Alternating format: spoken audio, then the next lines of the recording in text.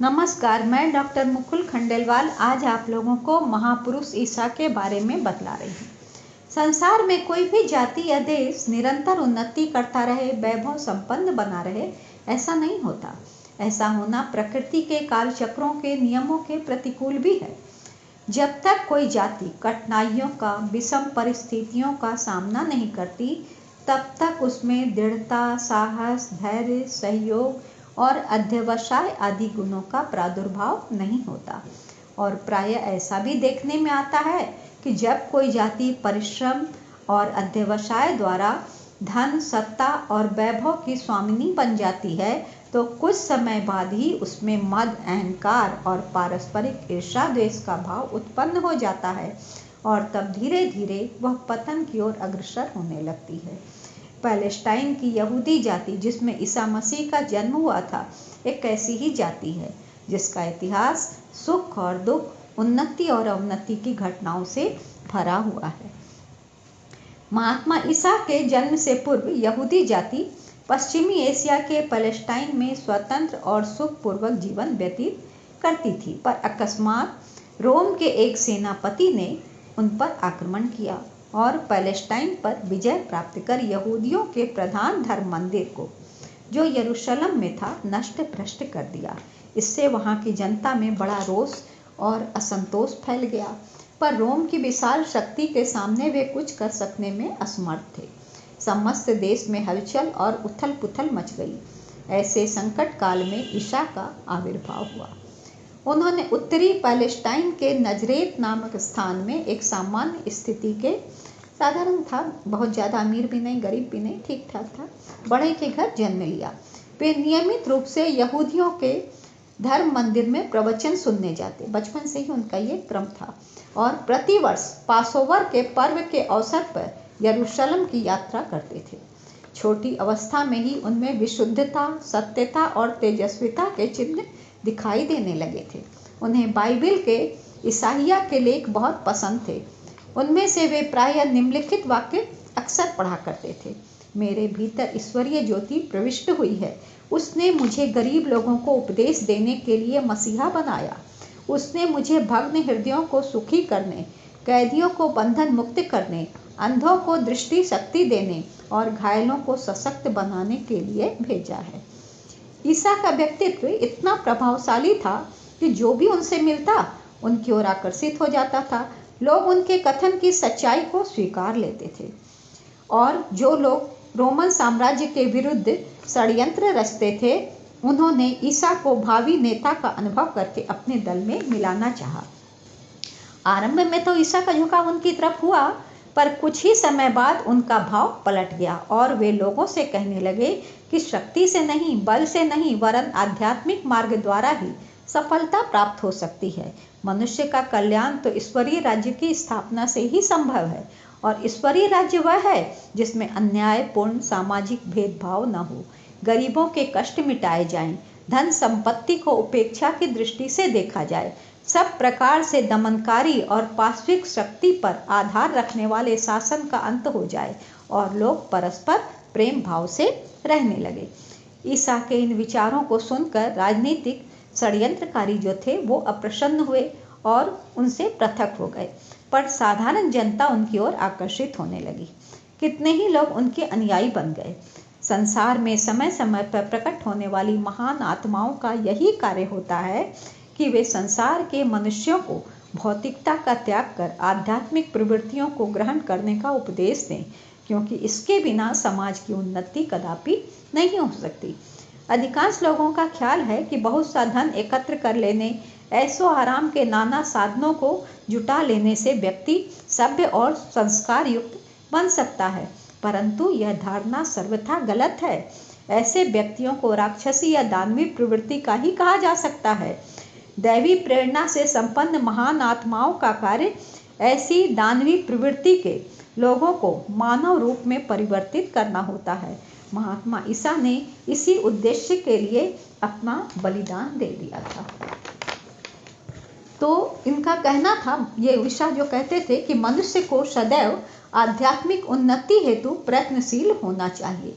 पारलौकिक विचारों में विकृति आ जाने से मनुष्य में भाग्यवाद, उद्योग की कमी, निष्क्रियता का दोष आदि किसी मात्रा में उत्पन्न हो सकते हैं, परंतु भौतिकवाद के दोष इससे कहीं घातक होते हैं। उनमें जब विकृति आ जाती है तो मनुष्य स्वार्थ में डूबकर नर पशु बन जाता है और उसकी सत् प्रवृत्तियां, परोपकार भावना, उदारता आदि के गुण सब नष्ट हो जाते हैं। 30 वर्ष की अवस्था में ही ईसा एक महान धर्मोपदेशक के रूप में अपनी जाति वालों के सम्मुख प्रकट हुए और कुछ ही समय में सर्वत्र एक धार्मिक क्रांति उत्पन्न कर दी। महात्मा ईसा अपने अनुयायियों को ये शिक्षा देते थे कि संसार में सच्ची सुख शांति प्राप्त करने का मार्ग परिश्रम करके अपनी रोटी कमाना है और किसी के सत्व का अपहरण न करना है। राजनीतिक विग्रह, अन्य देशों पर आक्रमण, दूसरे लोगों को दास बनाकर उनका शोषण करना आदि कार्य निंदनीय है, पाप है।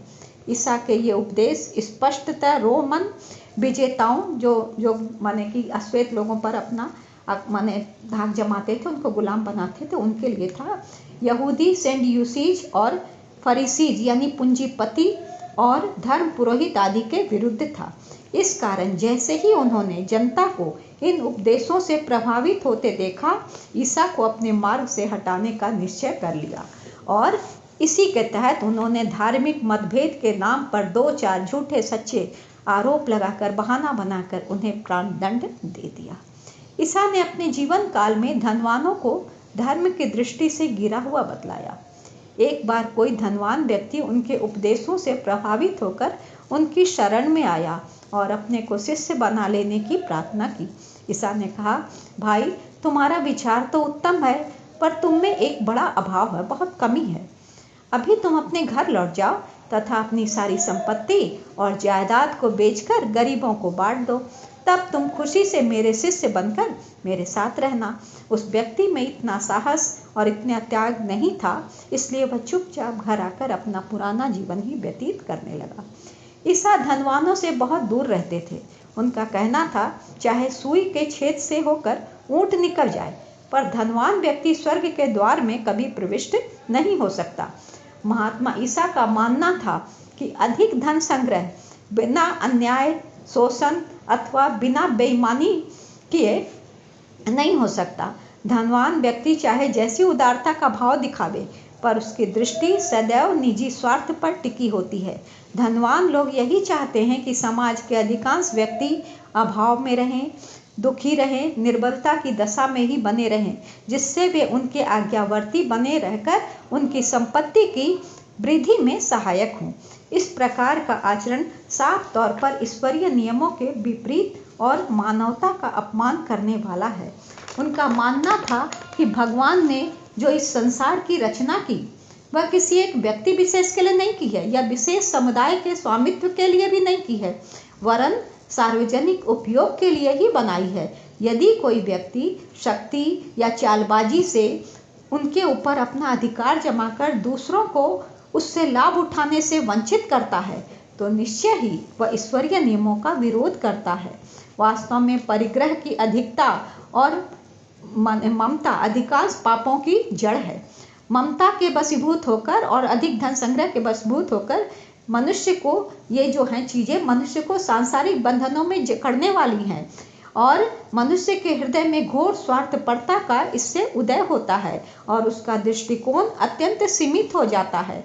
वह अपने और अपने परिवार के सिवा किसी के हित का ध्यान नहीं रखता, किसी के बारे में नहीं सोचता। धर्म का मूल तत्व तो यही है कि जिसने मनुष्य को आध्यात्मिक स्वरूप यानी ईश्वर के संतान होने का ध्यान बना रहे। मनुष्य को ये हमेशा ध्यान रखना चाहिए कि मैं ईश्वरीय संतान हूँ और मुझे कोई गलत काम नहीं करना है, और वह भौतिकता में ग्रस्त न होकर अपनी शक्तियों का उपयोग ईश्वर की अन्य संतानों के साथ उनके प्रति उपकार भावना रखे, सहायता करे उनकी और प्रेम प्रदान करने में करता रहे। किसी सच्चे धर्म प्रेमी की, धर्म गुरु की, चाहे वह ईसाई हो या अन्य धर्म का हो, प्रेरणादायक आवाज़ यही हो सकती है कि जीवन भोजन और संतानोत्पादन ही नहीं है। इसका मूल उद्देश्य ये नहीं है, और बल्कि ये है कि तुम श्रेष्ठ मानव बनो।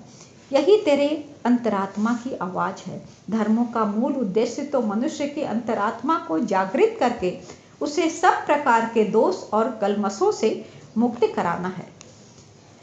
ईसा जिन्होंने कांटों का ताज पहना, कांटों का ताज पहने और क्रूस पे चढ़े, ईसा का जो चित्र हम देखते हैं आज भी मनुष्यों को यही उपदेश दे रहा है कि यदि मनुष्य नाम को सार्थक करना चाहते हो, मनुष्य जीवन पाए हो तो इसको सार्थक भी करो। तो श्रेष्ठ मनुष्य बनना चाहते हो तो भौतिकता के मोह को यथाशक्ति कम करो और त्याग, सेवा और परोपकार के मार्ग को अपनाओ। इसी में मानव जीवन का उद्धार और सच्चे सुख तथा शांति की प्राप्ति संभव है। धन्यवाद।